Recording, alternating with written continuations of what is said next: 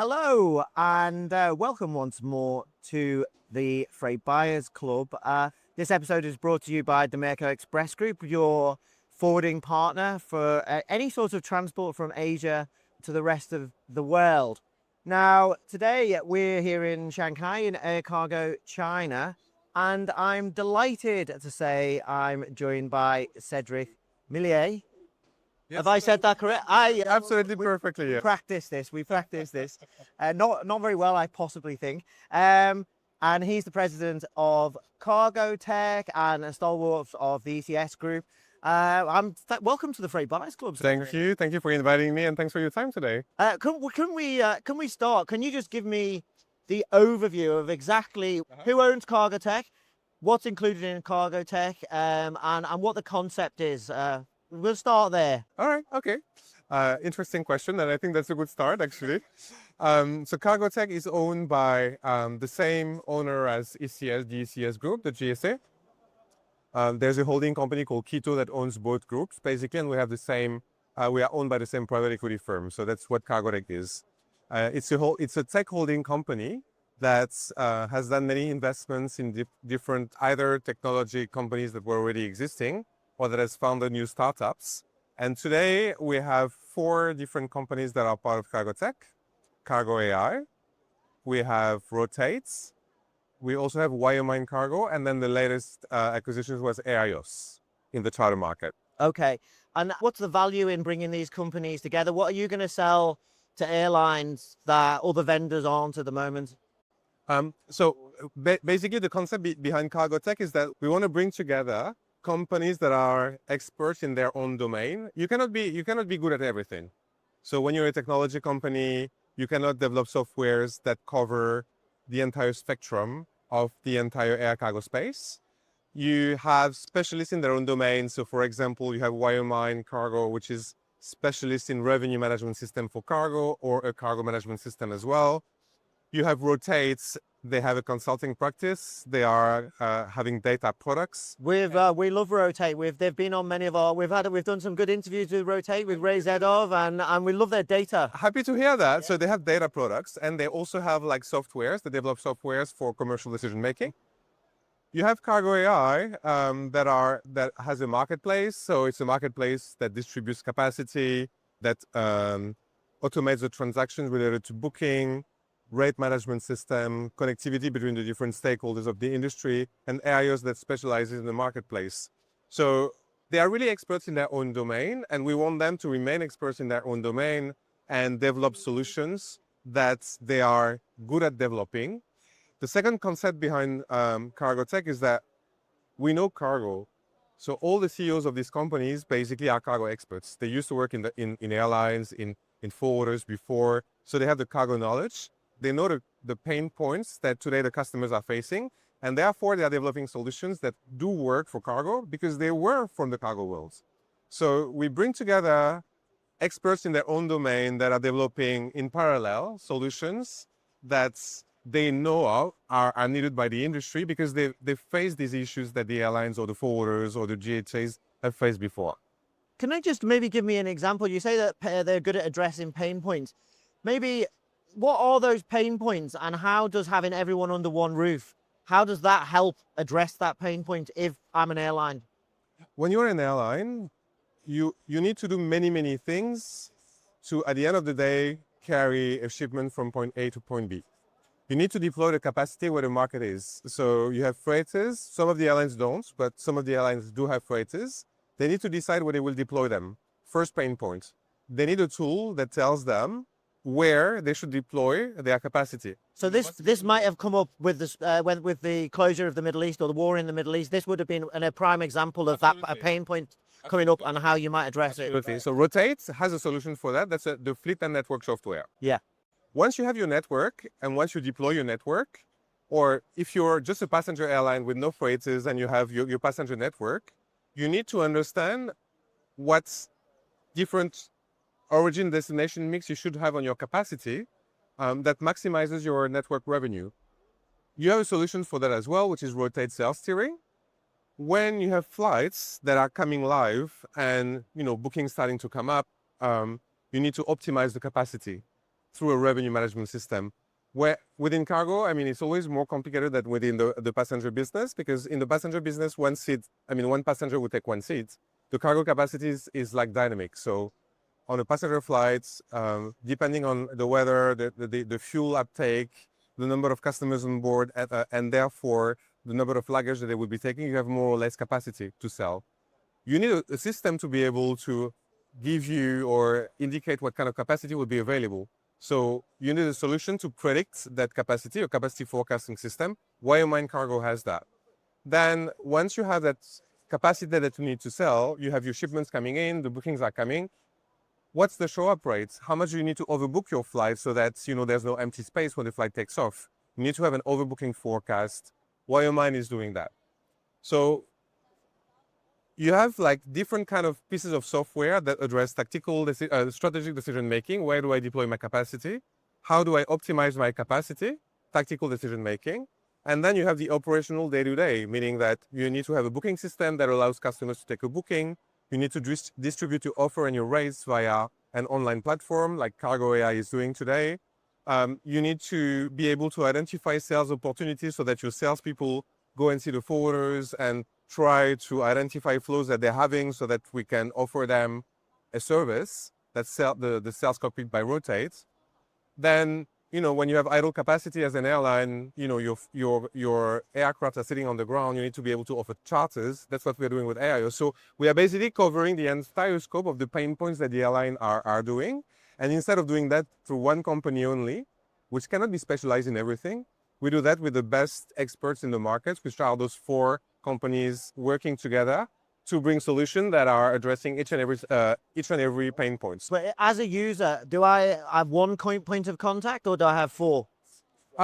They can have one through CargoTech, and then we customize the entire solution. So we listen to our customers, we see where their pain points are. If they are only in the scope of revenue management, then Wyoming Cargo will take over. If they really need like solutions from that address each and every company, then we will just bring all the companies together and make a joint offer. So to answer your question, they can have 4 different point of contact by contacting directly the different companies, or one that will customize a global offer based on consulting, data products, or softwares. Now you've got a hub, I believe, in Kuala Lumpur. What's the thinking there? I mean, is that to physically bring these things together? So, I mean, today we have already an existing company called Rotate Malaysia. So Rotate is a company based in the Netherlands. They have a subsidiary in Malaysia that do customer support, software development, customer success as well. And we want to replicate that for the entire CargoTech ecosystem, meaning that we will have in Kuala Lumpur, CargoTech Kuala Lumpur, that covers the back office functions for all the companies, HR, finance, legal, marketing, and a pool of staff as well that will be doing software developments, data engineering, that will serve the different companies of the CargoTech group. Yeah. You said yesterday in a presentation, and forgive me if I might have missed the Q&A section because I had to leave for a meeting, and you may have answered this. If I remember, you said that you've got 75% of the needs of airlines covered. Does that mean 4 companies is going to become 5 because you're about to announce the purchase of another company to bring them in, or are you going to expand into that vacuum that you see already? So we are going to expand into that vacuum. I mean, there's a vacuum that is the cargo operations domain. So we are mainly covering strategic, tactical, and operational processes that are related to like commercial decision making. But we are not tapping into the cargo operations like compliance checks, purely warehousing or cargo operations systems. And that's a domain that we want to start tapping into. We wanted to acquire a company, but at the end of the day, we didn't do it. But we bought the IP of that company that went into administration. That is called Pandora Intelligence. And it's about compliance and sanctions checks. When you make a booking or when you accept a shipment on your network, you want to make sure that it's compliant with all regulations in the world. There's no sanctions based, on that exporter, shipper, on the consignee, or on these goods from that origin to these destinations. So that's something that airlines all need. And we are going to develop a solution that tap into that domain, actually. Can you tell me how do forward? You've got 105 airlines and what over 20,000 forwarders all connected within your group. How do the forwarders or how do their end customers, shippers, how can they benefit from this, or are they just sort of the ones who pay the bills at the end of the day? Well, I mean, the majority of the software that we are developing, Wiremind Cargo or Rotate, is for commercial decision making for airlines. Yeah. What Cargo AI or IOs do can even be for shippers and for forwarders. That's for sure. Shippers always benefit because forwarders, thanks to Cargo AI, for example, they will have the different options to route a shipment from point A to point B with the different pricing options. So shippers would benefit from that because the forwarder can select the cheapest option. They can enjoy as well the track and trace functionalities because Cargo AI offered automatic track and trace for the shipments. So they have visibility like 24/7 of where their shipments are, for example. Forwarders and shippers can also benefit from a new product that Cargo AI has been developing, which is related to cargo quality. So Cargo AI can determine, based on all the data, the historical data that they have, what are the quality ground handling agents, or what is the likelihood of a shipment to be delayed. They are forecasting the delivery time of certain goods.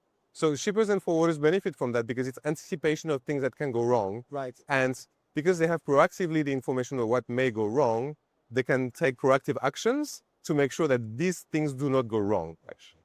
With AI, is the timing of you bringing this company together or this umbrella, is that linked to the speed of technological progress, particularly around AI, which I think you gave it a 3 out of 10 at one point for some of the elements of AI in our industry. But does that make it expedient on you to get this product up and running and out to market? Because if you don't, someone else will. Well, so if we don't, someone else will. I'm not sure, and I'm pretty sure of the opposite. You could argue that with AI, any newcomer in the market could develop solutions for the air cargo industry. There is a fundamental difference between these companies and CargoTech is we know cargo. We know cargo because we have been in management position within the cargo business. We know the cargo business. We know the pain points, and we are developing solutions that address the pain points that we have been experiencing in the past, or in our positions within airlines or ground handling agents or forwarders. The newcomers, the tech companies, and that's what I'm hearing all the time. There are a lot of cargo. I hear about agentic AI. I get so many press releases about it. We'll come to that and that can develop like things. Yes, they can develop softwares, but they will not be meant for cargo, or I'm not sure they will be very relevant. However, are we leveraging AI and the progress of AI for speed to market? Are we developing solutions faster? Are we bringing new solutions to the market? Yes, we do. So we have some proprietary AI within the CargoTech group. Wiremind, for example, have developed their own proprietary machine learning that allows their softwares to do forecasting and those kind of things. But we're also leveraging the different technology that we embed into our internal processes for coding, and that we're also embedding into our solutions. Let's assume that these MCP connectors that use like Claude or ChatGPT to connect them to like other data sources. We are doing that as well. So it means that as a user, as a forwarder, you decide to use Claude and you want to know, you ask Claude, okay, what's the capacity available from Paris to Singapore, and connect to Cargo AI for that. Cargo AI will bring all the intelligence, but then the normal AI like Claude will be giving that information directly to the forwarder. So the forwarder can decide to use Claude, ChatGPT, Copilot, for example. They will not replace the tool that we have developed or the AI that we have embedded into our tool, but they will make life easier for the end user. Right. I just sort of referenced it there. I mean, I get a lot of press information about agentic AI solutions. I also hear from more traditional, say, freight forwarders, and they're like, all of these things are great, but you still need redundancy. Still involves a human at some point. That is the nature of our business. Is there a sweet spot somewhere in between those things? Of course. I mean, the software that we are developing you need to look at them as co-pilots. they will not replace the user. They will help the users to gain, I like to say that, 50 points of IQ. So there are co-pilots for the users to take better decisions, more informed decisions. However, there are certain areas where agentic AI will replace some of the transactions, manual transactions, time-consuming transactions that users are performing today, are doing today. And it's not a problem at all, because I am sure these users hate it, hate these transactions. The new generation will not come to a company to do manual work. They want to do work that adds value and not just process things like transactionally from A to Z. So agentic AI, for example, could take a booking from an email, fill in another information system automatically without the need for a user to do so. That's what agentic AI will do. It will automate the manual transactions. It is actually doing that, and it is a good thing. And it frees up time for these users to use the other softwares of CargoTech, for example, to take better decisions on how to optimize slides, where to deploy the freighter capacity, how to set the prices, how to overbook a flight. Any regular listeners to this podcast will know that it's a common stated sort of phrase that AI is brilliant, but not if you haven't got the data as the foundation. It has to be foundational. This is true whether you're talking about the forwarders, airlines. Obviously, there's lots of patchwork legacies in airlines. It's also true about container shipping. How does us as an industry get beyond that, or how might a company, whether it's a forwarder or an airline, how have you got any advice about how they might how they might get their data in order so they can make the most of AI? I mean, thank you for asking that question. I didn't pay you for that, so thank you for doing that. Well, is your answer going to be, give me a call? No, we have a solution. Absolutely. So data quality, data availability has always been an issue for the industry and for the CargoTech companies as well, because you fuel our softwares with data. And a great part of the implementation of our software is related to cleaning the data or compensating the fact that they are incomplete or incorrect. Recently, last month, Rotate bought a company called DBC, data build company, that addresses that specific issue. So we have spent so much time cleaning the data, compensating the fact that they were incomplete or incorrect, that Rotate has decided to launch that data services consultancy practice that will help customers structure the data, build the data bricks that will host the data that will be useful to fuel all these softwares. So give me a call. That was like a softball then, wasn't it? Can let's look at it slightly on a macro level, maybe for our industry. So a few months back, there was a new version of Claude called Claude Mythos that was released and then withdrawn almost because it was too dangerous for general release, and it was released on license. Now, would there be a point in time where, say, some companies that didn't have access to the latest AI technologies were at a big competitive disadvantage against those that did? And I ask that particularly in reference to most of the AI companies are American, or we're here in China. China's got its own AI companies, but we're both Europeans and we haven't. Is that a possible disadvantage for certain companies or certain regions in our industry? Well, I mean, it's a fair question, and I think the answer could be yes. But then you can't be in a situation in our worldwide market today where one company gets a competitive advantage because they are the only one in that country, or that country is only allowing the local companies to use their own technology. Then, like, a certain president did recently, the other countries in the world will impose restrictions on the purchase of these softwares from these companies. The regulators will come into play to try to regulate the competitive advantage that are unfairly given to some local companies. That would be my take, I think. Okay. But we'll just pivot slightly. I just want to give you an example about, well, maybe you can give me an example about how this might work in your world. People who've been listening to our podcast, they'll know that there's been a certain few trades that have really been taking off in this year in air cargo. One of those is tablets and hyperscaler exports out of Asia into Europe and the US. There's been some reverse traffic as well. How would I, as an airline or as a forwarder, how would I benefit by having access to your services? You mean on the data side? Yeah. Well, with the rotate data, basically, I mean, it really grabs the latest market trends and forecasts the new trends that are going to come. So when you subscribe to, rotate demand data, for example, you see the trends, you see the latest trends that are happening, and rotate is building currently the forecast on how the different traffic flows and the different trades between different countries will look like. So we spot that, and at least it gives visibility on what's happening currently into the markets, with knowing the regulatory aspects of it, or even when the regulatory aspects are really unspotted. Just another question on your investment strategy.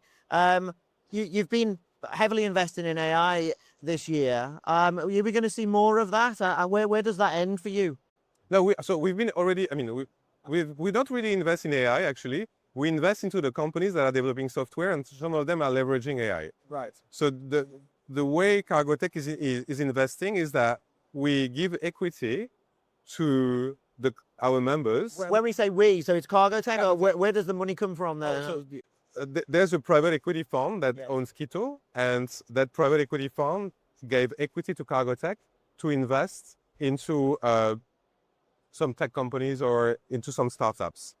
So when we did in initial funding, we put equity into the various CargoTech companies that would correspond to the cost needed to develop their softwares until they become cash positive. So we are investing, but our companies are also generating a lot of cash. So we don't need to have like Series A, Series B, Series C, Series D funding, because with the commercial successes that they have, they generate money that they can reinvest into their development and into the investment into AI, for example. And just to finish, Cédric, you've got this great suite of products. Presumably, this goes out to market, but presumably one of the prime reasons that this works is it's also going to help your own existing GSAs get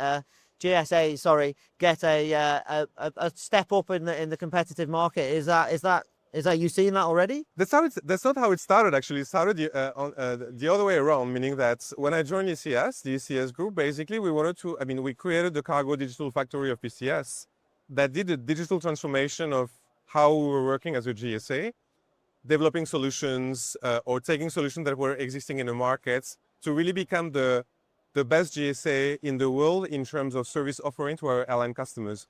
Our benchmark was the airlines that were the most advanced, digitally speaking, and all what they were doing in terms of process or digital innovation, we wanted to do as well.